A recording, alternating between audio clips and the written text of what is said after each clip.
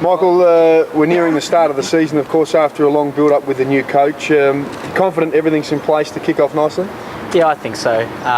Everyone seems pretty confident with how we've been playing. We've had a few good preseason games in the last few weeks, and I think we're well prepared. So I think everyone's pretty confident. Can you give people watching home a bit of an idea of perhaps the style of play that's been implemented over the summer?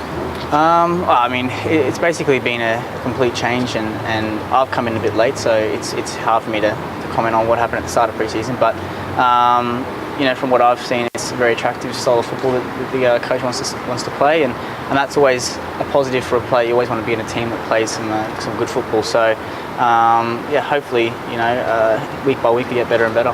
How important is pre-season form? You've had a few wins. I think pre-season, some people say that it means nothing, but other people say that it's extremely important. But of course it matters. You don't want to go into the season losing 4 on the trot or anything like that. It's great for confidence, and I think it's definitely contributed to the general good feeling around the club. Given the radical change that's been made in terms of the game style and that, is everybody on board and knows what's happening, or is it is it still going to be a slow work in progress?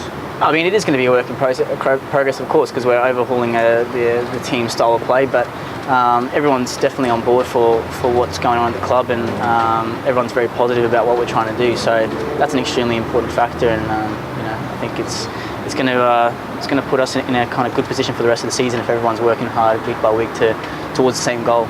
Given the change as well, have you got the skills base to carry this out?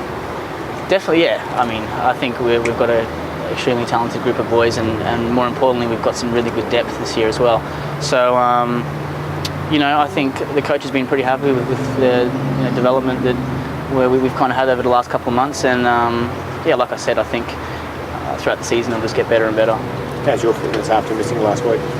It's obviously not. I've had better preparations for a game, and it's a bit disappointing to pick up a little niggly injury just before the start of the season. But it's been a good, hard couple of days of training, and I think it should be fine for the weekend. But we have to wait and see really towards the end of the week to see how it performs.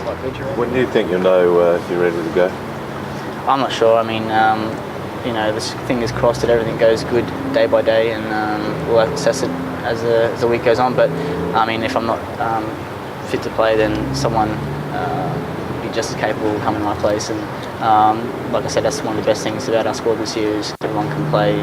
There's 2 players for every position basically. So whoever plays deserves it. How do you rate your chances?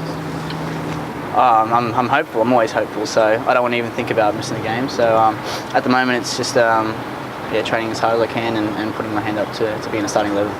Given where Perth finished last year, are they the ideal starting point for you guys as you're trying to find your feet in this new system? It's hard to say that.